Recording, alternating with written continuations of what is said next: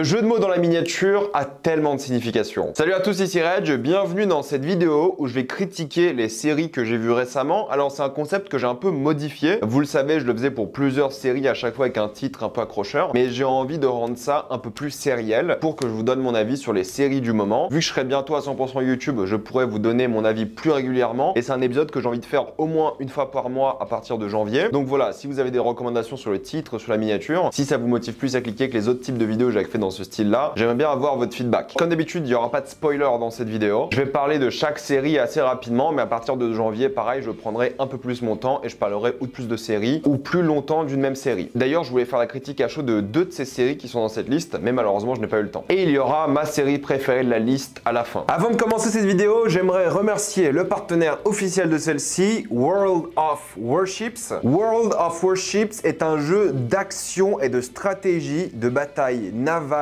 en équipe. Vous pouvez utiliser plusieurs navires et vaisseaux de combat. 500 sont disponibles de 11 nations différentes. Évidemment, la France est inclue dans ces nations. Que ce soit des destroyers, des croiseurs, des cuirassés, des porte-avions et depuis peu des sous-marins, chaque classe offre une expérience de jeu différente. La véracité historique d'ailleurs est très importante pour les développeurs. Vous pouvez évidemment jouer avec vos amis et vous allez embarquer dans une aventure dans de très beaux paysages et visuels qui évoluent avec le temps. Par exemple, la météo va changer votre stratégie de jeu. Utilisez le lien dans la description et dans le commentaire épinglé afin d'obtenir un énorme starter pack de 25 €. Il inclut 500 doublons, 7 jours premium, 2 millions de crédits, un vaisseau de niveau 4 et un commandant à 6 points de compétence. Donc foncez sur l'offre. Je dois être honnête avec vous, je n'ai pas regardé beaucoup de séries récemment. Il y a une raison très simple à ça. J'ai rattrapé une série culte que je n'avais jamais vue dans son intégralité, Les Sopranos. Il y aura une critique à chaud des Sopranos, ne vous inquiétez pas, mais c'est vrai que Les Sopranos, c'est presque 90 épisodes d'une heure, donc forcément, j'ai pas eu le temps de regarder beaucoup d'autres séries. Je crois que j'ai mis 5 semaines à regarder Les Sopranos, donc quand même, je suis allé assez vite. Mais du coup, j'ai regardé que 4 séries pour cette vidéo. Et on va commencer avec la première qui s'appelle Bodies, qui raconte l'histoire d'un meurtre qui a eu lieu à différents moments dans l'histoire. Plusieurs détectives à différentes époques vont enquêter pour trouver la réponse à ce mystère. C'est la première partie du jeu de mots dans la miniature, c'est cette série-là, Bodies. C'est une série du coup qui se passe à plusieurs époques en même temps. Je crois que c'est 88 à 2054, en passant par 1944 et 2023. Donc évidemment, le rapprochement était logique. Netflix, Bodies, Dark. Voilà. Oui, c'est clairement inspiré et assez similaire à Dark, même s'il n'y a pas cette question d'héritage de famille comme il y a dans Dark, mais le concept est assez similaire, en tout cas dans les différentes temporalités. Est-ce que ça veut dire qu'il y a du voyage dans le temps? Je vous laisserai regarder la série pour avoir la réponse, mais c'est clairement inspiré de cette histoire d'avoir une intrigue qui a plusieurs répercussions un peu partout. Je dis pas que c'est Dark qui l'a inventé, ce concept, mais t'as vraiment l'impression qu'ils ont essayé de faire un Dark à la British, ce qui est pas une mauvaise chose en soi. Mais qu'est-ce que j'en ai pensé? Écoutez, je trouve que cette série a plusieurs problèmes. Le cul entre plusieurs chaises. D'un côté, c'est une série détective, un thriller, mais ça c'est vraiment que le début, où ils enquêtent sur le cadavre, sur le meurtre. Ensuite, ça devient une série un peu de conspiration. Encore une fois, je vais pas rentrer dans les détails et vous spoiler. Ensuite, ça devient une série qui pousse un peu plus vers d'autres éléments. C'est un mix de plusieurs choses et je trouve que la série s'est jamais focalisée sur une seule chose. Je pourrais pas vous dire que c'est un thriller, je pourrais pas vous dire que c'est une série détective. C'est assez compliqué de cerner un peu l'objectif de cette série et ce qu'ils voulaient faire. Et de la même manière que c'est une mini-série, si ma mémoire est bonne, de 8 épisodes d'une heure à peu près, et t'as l'impression que l'histoire a été à la fois étirée pour faire ces 8 épisodes-là, mais en même temps raccourcie parce qu'ils savaient qu'à la fin, ils allaient plus jamais en parler de ces histoires. Certaines intrigues ont très peu de temps à l'écran et ils étaient pas très inspirés pour raconter des histoires de ces intrigues, et certaines sont tellement longues que tu dis qu'en fait il faudrait une saison entière pour développer certaines choses. Donc pour moi il y a un manque d'équilibre entre tout ce qui se passe. Les acteurs sont plutôt bons sans être impressionnés par leur talent, mais ils font un bon travail peu importe l'époque, et un vrai travail qui a été fait par rapport au décor, les différents changements d'époque, mais la manière de filmer reste la même. C'est pas comme si t'étais en 44 et le style de mise en scène était différent qu'en 23. Au début c'est un peu comme ça, mais après ça devient un peu basique, et ce qui est un peu une opportunité ratée. T'as différentes époques, utilise des techniques de cinéma du genre de cette époque. Ça aurait été intéressant. Je comprends que c'est une série, c'est compliqué, c'est majoritairement là pour filmer du dialogue, je suis d'accord, mais c'est un peu une opportunité ratée et c'est un peu dommage. Et c'est un peu le concept de la série pour moi, c'est opportunité ratée. Il y a plein d'idées trop cool qui malheureusement sont assez vite essoufflées ou qui d'après moi ne donnent pas forcément des fins satisfaisantes ou intéressantes à certaines intrigues, et j'ai pas été forcément attaché aux personnages. J'ai vraiment eu du mal à m'attacher à leurs problèmes, à leur vie. En fait, la série est plus focalisée sur le mystère plutôt que l'évolution des personnages, leurs sentiments, leurs émotions, qui est à l'opposé total de Dark, on est d'accord. Dark, c'est avant tout une histoire de personnages, de famille, et au final, il y avait toutes ces thématiques par rapport à ce qui se passait dans leur univers. Là, c'est plutôt l'inverse, j'ai l'impression qu'ils sont obsédés par le mystère, par ce qui se passe, et le mystère est pas si fascinant que ça, pas si choquant que ça, la résolution est pas dingue dingue, je trouve. Je suis assez négatif parce que j'ai été assez déçu, mais j'ai quand même passé un bon moment devant. Je me suis pas fatalement ennuyé devant tous les épisodes. J'ai trouvé ça un peu long et court à la fois, vous avez compris un peu le paradoxe, mais je pense que cette série va divertir beaucoup de personnes. Vous étiez beaucoup à me la conseiller parce qu'il y a du mystère, il y a des questions à se poser sur ce qui va se passer plus tard, il y a quelques scènes plutôt cool, il y a quelques idées originales, mine de rien, et il pousse le truc assez loin à certains moments, même si parfois c'est aussi timide. Bref, ça va un peu dans tous les sens, mais en étant un peu restreint. Pour ceux qui aiment une série de mystère et qui veulent pas trop se prendre la tête, franchement, c'est pas compliqué à suivre ou à regarder, et qui s'attendent pas à une grande série, je peux vous la conseiller. Ça finira pas dans mon top, mais c'était un moment correct, divertissant, mais à mon goût assez décevant vu le concept qui aurait pu être bien plus intéressant. C'est sur Netflix pour ceux que ça intéresse. La deuxième série que j'ai envie d'évoquer s'appelle Our Flag Means Death, saison 2, qui raconte l'histoire de ces pirates qui sont de nouveau dans l'océan. On va suivre leur psyché et leurs différents objectifs pour devenir des pirates légendaires. Je vais aller vite sur celle-ci pour plusieurs raisons. Premièrement, elle est toujours pas disponible en France, il faut la regarder avec un VPN sur Max. Max est disponible dans plein de pays d'Europe, comme les pays nordiques, l'Europe de l'Est. Avec un VPN, ça se fait, vous savez lequel. C'est la première raison. La deuxième raison, c'est une saison 2, donc je pense pas que ça va intéresser beaucoup de personnes qui n'ont pas vu la première saison. Et je pense que quasiment personne n'a vu cette première saison, parce qu'elle n'est pas dispo en France et en Europe de l'Ouest de manière générale, sauf quelques exceptions. J'avais adoré la première saison, c'était drôle, c'était touchant, c'était un peu comme What We Do in the Shadows que j'avais vraiment kiffé. En même temps, c'est un peu le même style, hein. C'est produit par Taika Waititi. Taika Waititi d'ailleurs joue dans tous les épisodes, il joue Barbe Noire. Et c'est vrai que la première saison, j'avais trouvé ça hyper divertissant, il y avait un vrai enjeu, un fil rouge, c'était drôle, c'était touchant, il y avait plein de trucs surprenants. Et là, cette saison 2,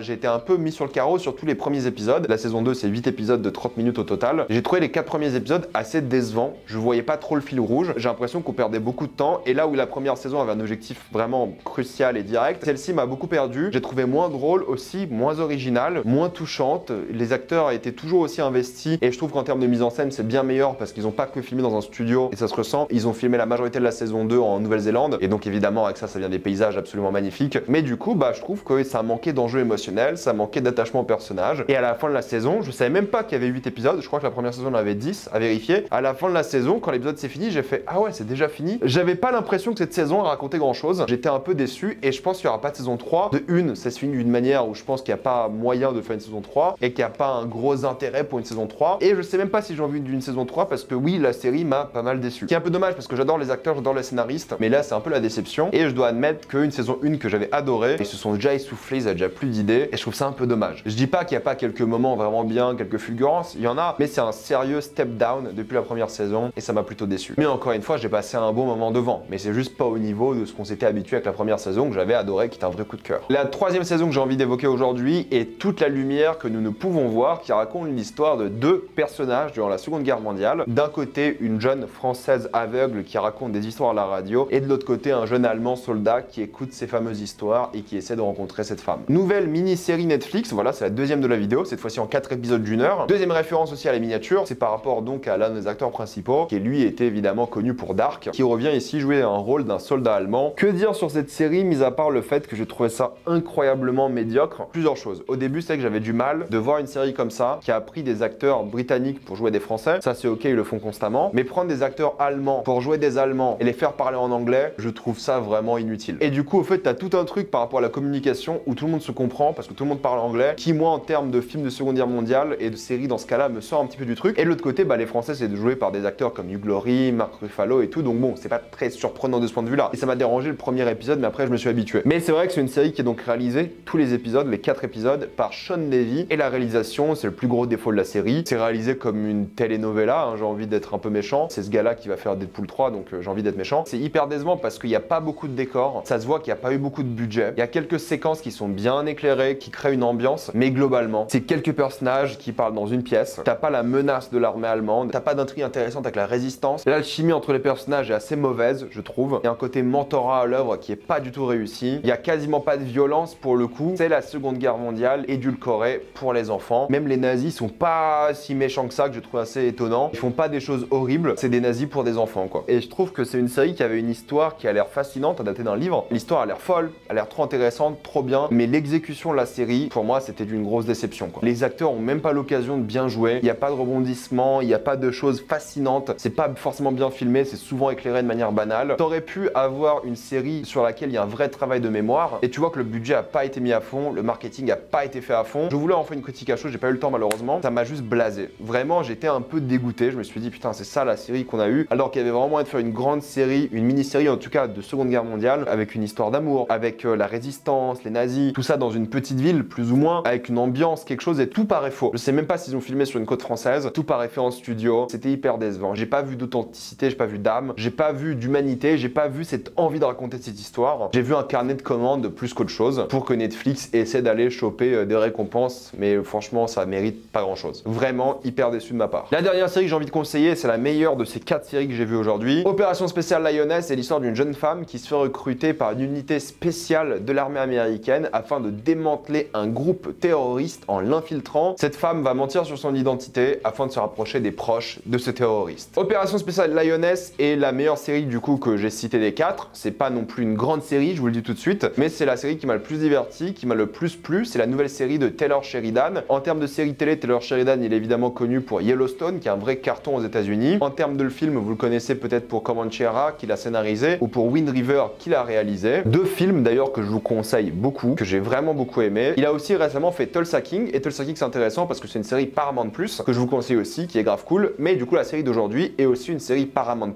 et Taylor Sheridan c'est un peu le showrunner à la mode quand il s'agit de parler d'opérations spéciales, d'armée, mais souvent de manière très critique, de manière assez pessimiste, sans glorifier tout ça. Mais avec du respect tout de même, ça reste un patriote américain, mais dans le bon sens du terme, où il se rend compte que des fois les États-Unis, ils font un peu n'importe quoi. Et c'est pas vraiment l'histoire de cette série pour le coup. Il y a des grosses critiques que tu peux soumettre à l'armée américaine, mais c'est globalement une histoire d'infiltration. Et c'est là qu'est la majorité du stress de la série, c'est que d'un côté tu suis l'armée qui essaie de gérer tous ces problèmes, avec surtout Zoé Saldana, qui a une vie de famille à gérer, mais en même temps cette unité très spéciale, les Lioness justement, et de l'autre côté cette jeune femme qui infiltre ce terroriste-là, qui devient amie avec la fille du terroriste, et c'est hyper compliqué. 2 grosses intrigues qui sont là, mais il y a d'autres petites intrigues entre les deux, qui sont assez fascinantes sur les magouilles un peu du gouvernement américain, sur ce qu'ils sont prêts à faire pour tuer des terroristes, ce qu'ils sont prêts à faire pour la vengeance. C'est assez fascinant de ce point de vue-là, mais pour les gens qui s'intéressent pas au côté politique, au côté critique social et gouvernemental, il y a un vrai bon thriller d'action, vraiment bien foutu, qui te tient bien en haleine. Tu regardes vraiment tout l'épisode d'une traite, c'est divertissant, c'est assez addictif, c'est plutôt bien foutu, c'est plutôt bien mis en scène. Oui, à certains moments c'est un peu simple et peut-être un petit peu cliché, j'aime pas trop ce terme, mais du déjà vu, disons, sans trop d'originalité, mais c'est clairement super efficace quoi. Ça y va à 200 à l'heure, mais en même temps ça prend son temps sur les personnages, tu tiens ta respiration durant certaines scènes, ça fait un bon travail. Ça ne va jamais avoir de grandes fulgurances ou aller chercher vraiment ces moments iconiques de série, mais thématiquement c'est prenant, visuellement c'est aussi plutôt cool et t'as envie de finir l'histoire. Donc pour moi c'est la série que je conseille le plus de cette vidéo là. Pour ceux qui aiment les thrillers d'action, vous allez sûrement apprécier celui-ci. Je vais m'arrêter là, il y a plein d'autres séries que je dois rattraper avant la fin de l'année, c'est vrai, et je vais le faire avant mon top de fin d'année habituel. Mettez-moi dans les commentaires ce que vous pensez de ces séries, si je vous ai motivé ou pas à les regarder. Comme d'habitude, pensez à vous abonner à la chaîne pour voir les prochaines vidéos. Mettez un j'aime, ça aide beaucoup la chaîne. Suivez-moi sur tous mes réseaux pour plus de débats, critiques, actualités et concours. Et moi je vous dis à la prochaine fois.